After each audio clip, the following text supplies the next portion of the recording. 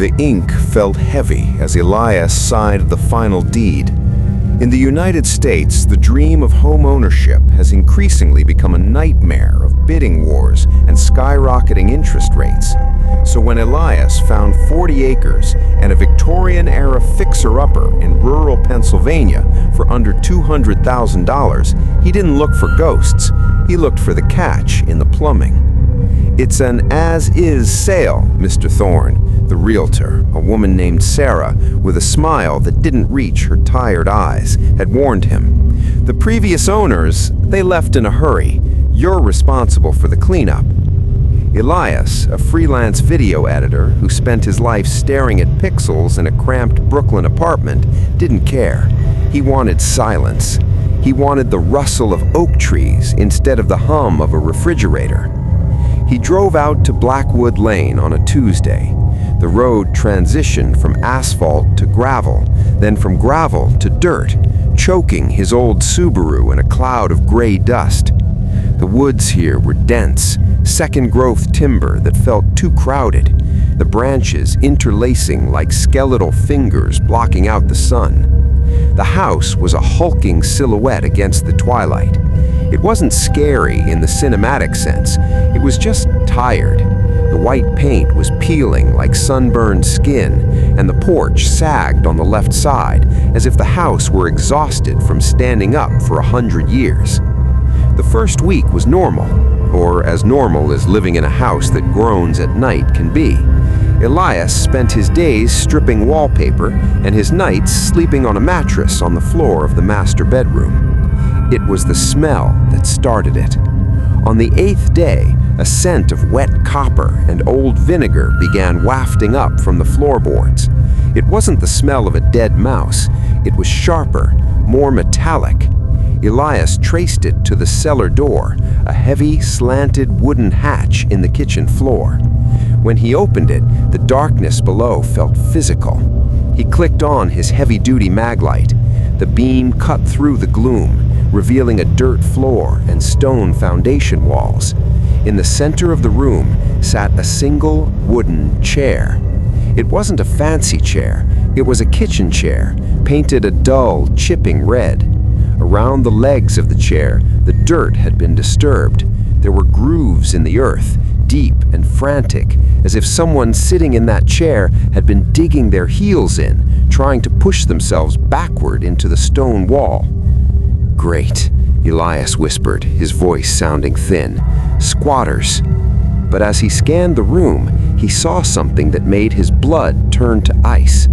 Bolted to the ceiling joists directly above the chair was a series of heavy iron hooks.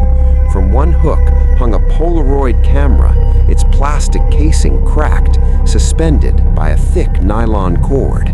Elias took the camera upstairs. He knew he should call the police, but there was a curiosity that comes with isolation. He checked the film counter.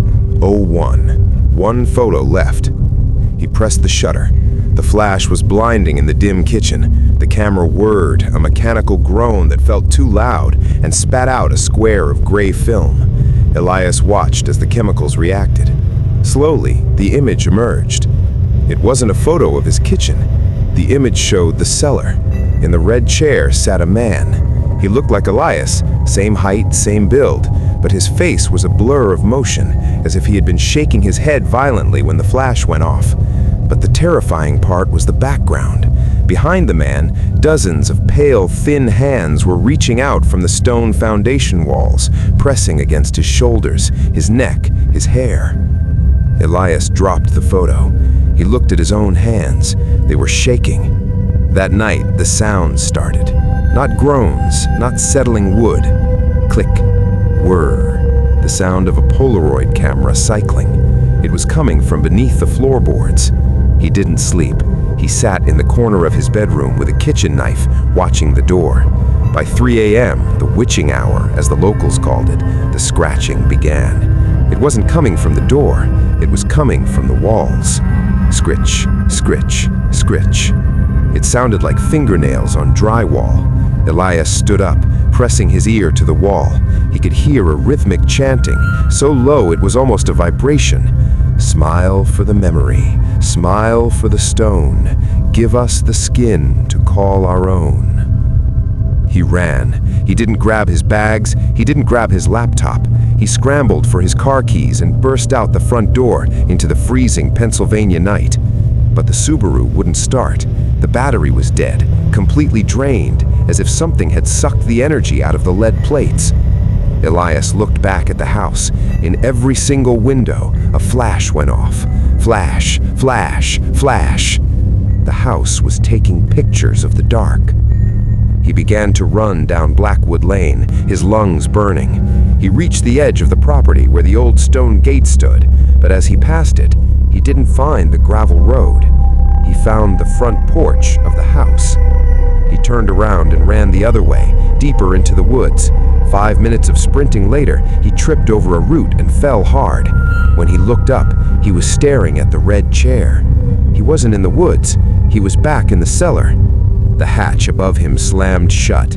The sound of a heavy bolt sliding into place echoed through the small, dirt-smelling room. Elias scrambled to the wall, his fingers clawing at the stones, looking for a way out. But the stones felt soft. They felt like skin, warm, yielding, and slightly damp. The Polaroid camera hanging from the ceiling began to swing. Click. The flash illuminated the room for a microsecond. In that flash, Elias saw them, the previous owners. They weren't dead.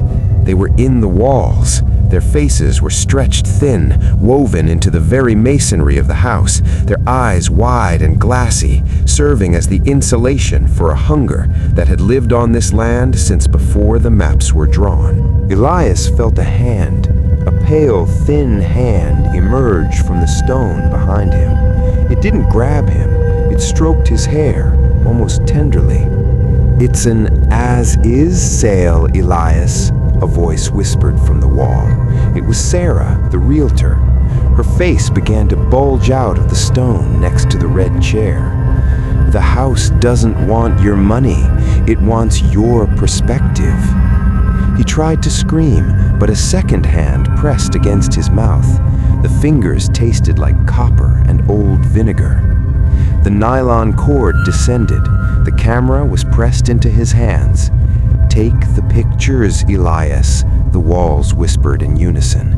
"Take the pictures so the next buyer can see how beautiful it is to never be alone." He felt his legs being pulled toward the red chair. His heels dug into the dirt, creating the very grooves he had seen days before. He realized then that time wasn't linear here. He wasn't following the previous owner's footsteps. He was becoming the image that had already been taken. He sat in the chair. He felt the cold iron of the hooks settle against his scalp. He raised the camera. He looked into the lens. He saw the next person standing there, a young woman, perhaps, or a couple looking for a quiet life. He pressed the shutter. The flash was the last thing he saw. The listing. 6 months later, a new listing appeared on Zillow. 40 acres, historic Victorian, priced to sell. The photos were professional, except for the last one in the gallery. It was a slightly blurry shot of the cellar. If you zoomed in closely on the stone wall behind the red kitchen chair, you could see a pair of eyes. They looked like pixels at first, but if you stared long enough, you'd realize they were crying. The first showing was scheduled on Tuesday. The end.